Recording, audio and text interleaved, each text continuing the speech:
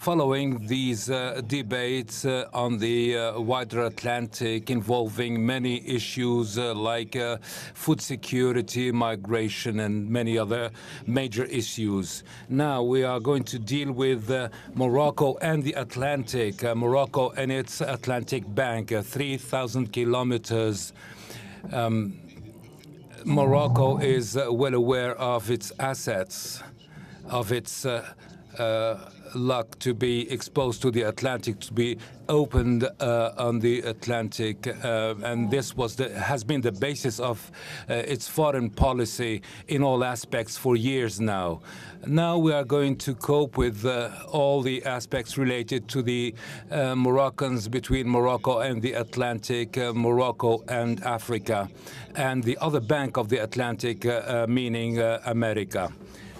We have as our guest, Mr. Fouad Yazour, Director General of Bilateral Relations and Regional Affairs at the Ministry of Foreign Affairs, African Cooperation and Moroccan Expatriates. As you have understood, this session will be in French. Welcome, Mr. Director General.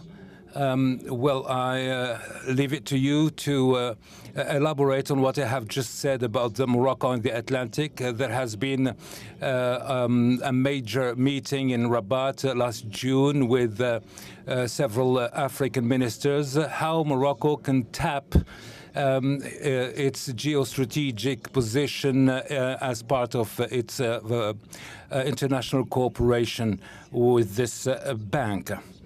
Thank you for to the Policy Center for the New South for organizing this conference and for allowing me to interact with a public, expert public. I am glad to talk about the Moroccan initiative for the Atlantic. The Atlantic is the most important region for Morocco, which has not always been organized, which has not benefited from a lot of attention, or the attention that it deserves, for the simple reason that the challenges were not in the past as important as today. The Atlantic was considered to be an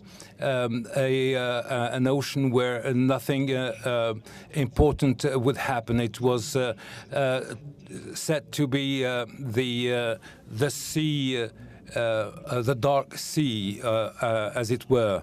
It was considered to be a sea or an ocean where nothing major was happening. But now it impacts everything that happens in the Atlantic, impacts many, both continents, the American continent and the African continent, and Europe as well. The rising level of the seas, for example, which is higher than the world average. The initiative of Morocco responds to a speech by the king calling for stimulating the dialogue between African countries to give the Atlantic the role it deserves. The Moroccan initiative is an offering for the states concerned to. So this was the opportunity for 23 countries to meet last June in Rabat, following another meeting held in 29. The current initiative is not totally the same and is not totally different. It is the continuation of the former one by stating things differently. The geopolitical context is most challenging. We have many challenges in Africa: drug trafficking, human trafficking, transnational crime, separatisms. All these challenges are plaguing Africa in a region, especially the Sahel, and it impacts the coastal areas. The Atlantic coast, which is threatened by these phenomena. The you said that there is a continuation of the policy initiated in 2009. We have witnessed many catastrophes. We have witnessed the health crisis. The situation has evolved. And you held this meeting with 23 African ministers with all the economic and political aspects involved. What are the findings of that meeting, and what are the concrete recommendations of that meeting? What is going to happen in future? What is the calendar for the future? We adopted a declaration. This meeting is an action-based meeting, a practical meeting. We cannot afford speaking and describing the situation. We need to take action and take initiatives to face up with the challenges and threats. As I said, we have the climate change, piracy, and many more challenges that were dealt with by this meeting. This meeting created three major groups geared towards transnational crime, piracy, among other things. We also have maritime connectivity, blue economy, and then we have sustainable development with three champions that are Nigeria, Gabon, and Cabo Verde. The meeting has a secretariat with a executive secretary in charge of giving coherence to these three groups and managing the initiatives that will be taken by different countries to tap the potential of Africa in this regard. These three countries have a huge potential in terms of human potential. They have a qualified youth that may respond to these challenges. These threats are calculated. Piracy in the Gulf of Guinea is a 1.5 billion loss for all these countries. So fighting piracy is already giving an opportunity to these countries. All these countries have a potential in terms of energy, in terms of tourism, in terms of know-how, in the industrial sector and many other sectors. If we create synergies, we will easily deal with social issues and with the vulnerability of the central powers of some countries that are targeted by terrorism, by piracy, and by transnational crime. You talked about these three workshops. You talked about connectivity, about blue economy, and other themes, but you haven't tackled the other bank of the Mediterranean. To what extent can we create a common framework for dialogue, Africa with America? Is it part of the coming calendar? Is it postponed to no, the objective is to meet with our neighbors of the other bank of the Atlantic to envisage actions and tap the potential of the southern Atlantic. But first, we need to organize the African side with structures, with an offering that is structured, and open up to Latin America with a concrete offering that may be of interest as part of this Atlantic dialogue. As I said, the Atlantic today is a platform for drug trafficking. 30% of cocaine trafficking comes or crosses the Atlantic. with the use of submarines. The phenomenon is real. Transnational crime operates on both sides, and states have an obligation to fight this transnational crime as part of a regional cooperation framework and then a global framework. But today we are aware that the Atlantic has a huge potential in this regard, but urgency is of the essence. We need to deal with these threats and tap the huge potential of the Atlantic. The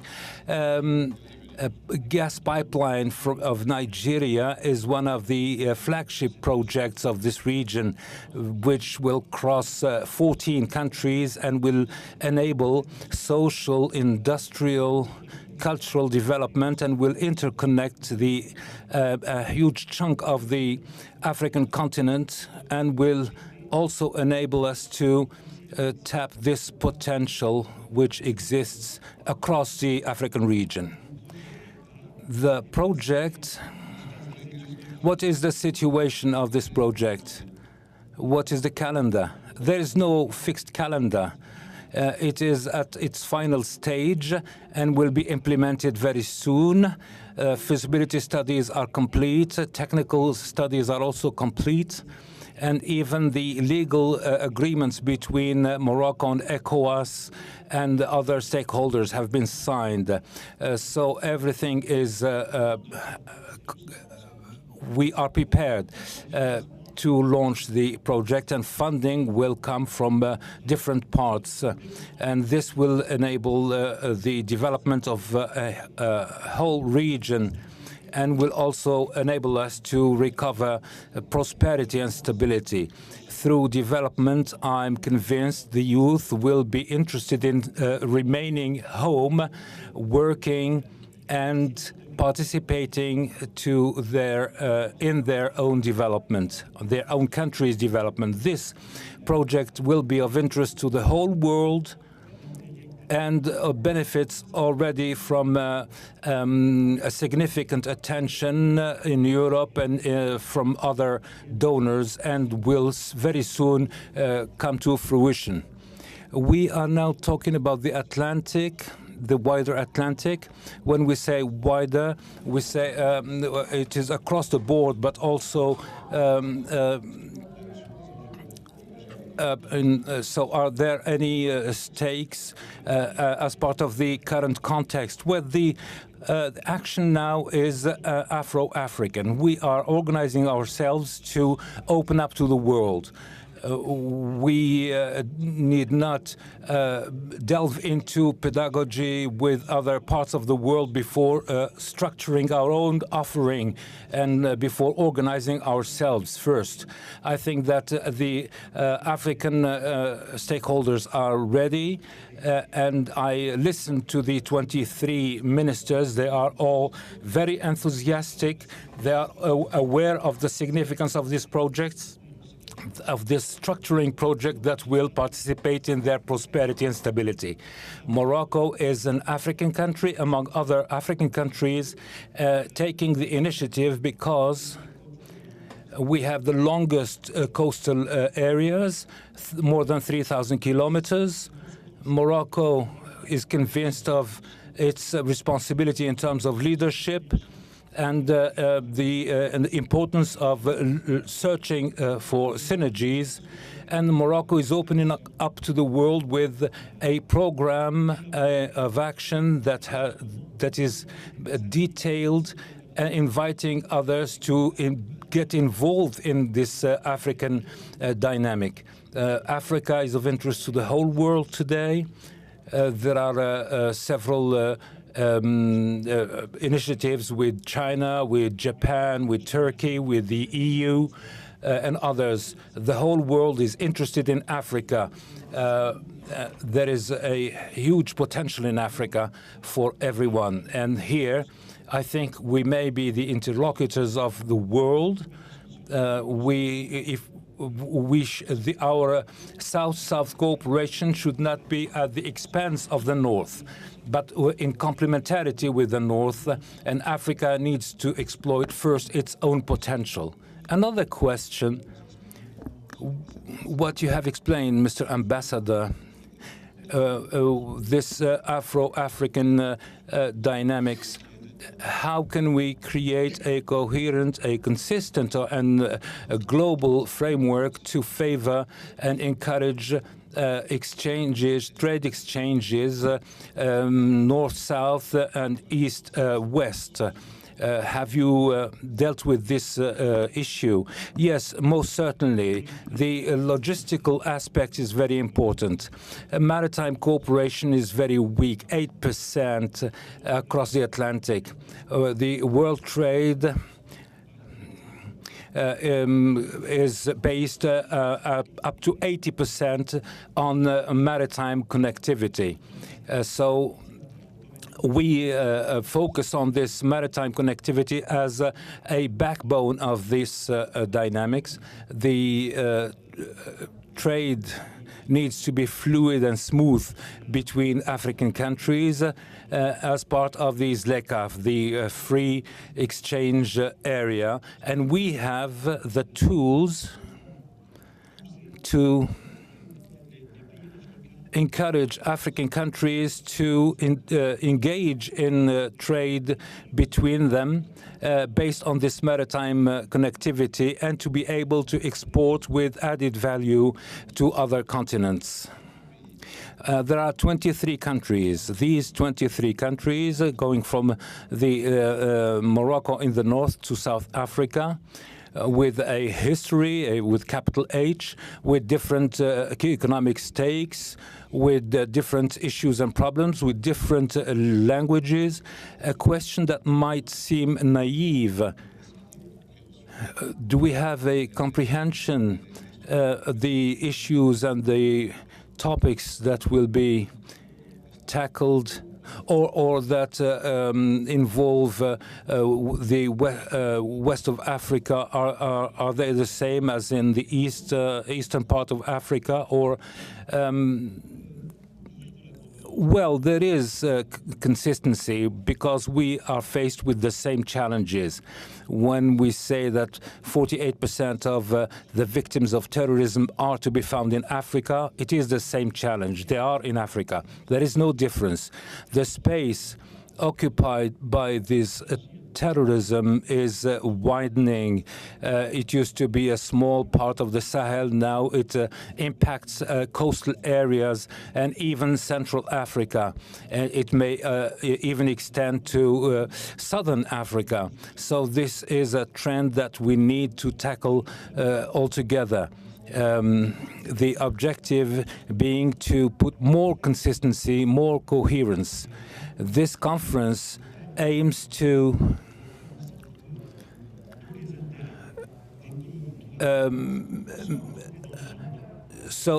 to reflect all the interests, common interests of African countries in their agenda. The countries that comprise or that make up this process need all to be involved in this action. We have the same needs in terms of development. We are all very young countries. 60% of the population of the region is less than 30 years old. This is what is structuring our action, concrete actions that aim to favor the prosperity and the development of African countries. Countries and states need to be able to master or control their borders and minimize the impact of terrorism, of transnational crime. We need to find a way to tackle the ethnic problem, which does not need to overlap with the terrorism, and this involves economy, involves politics, and involves all other sectors. So the ownership of this space by the states concerned, as you know, you were an ambassador in Argentina, and now you are in Rabat. So you are well aware of the situation in both banks of the Atlantic. Now let's give voice to the audience. Hello, Aziz. I'm from Senegal, Director General and Senior Fellow at the Policy Center for the New South. There are 4 points, very briefly. The first one, you said earlier that once these 23 states get organized, we will open up to Latin America. Don't you think that we need to involve the African Union so that it is part of the agenda? Maybe not the next summit, but it is important that the African Union be involved and attract South Africa. We also need more coherence. I worked a lot on the African Union. We have many regional organizations. We are going to add another one. We already have the UMA, the ECOWAS, the SADC, and the initiative has crossed these 3 communities commercially and in many other ways. So how can we bring more consistency? Maybe we need to develop a white book and work in depth for several months, maybe, a white book that will depict the future and specify the priorities. And then there are the quick wins. You talked about the gas pipeline that may federate many countries with concrete results. Thank you for this question. I think that this exercise is purely an Atlantic exercise. For the first part of your question, when I say purely Atlantic, it does not extend to all African countries. It may be burdensome to add other players that may have different opinions that may be enriching, but which would delay the results and the outcomes. So the 23 countries are well aware of the issues at hand. Other issues may arise in the Indian Ocean. So, and we may enrich the experiences of some by the experiences of others. So I don't think there would be any added value by involving all the African Union. So these are a set of actions that aim to tackle the threats and tap the potentials. Any idea or any suggestion that may come from ECOWAS or from other regional groupings that cross the Atlantic would be most welcome in this exercise. There is one single secretariat that benchmarks all successful experiences and that endeavors to put those experiences to profit. Are there any other questions? I think it's time for lunch. Thank you for attending this session. Thank you, Mr. Ambassador, and enjoy your lunch, everyone.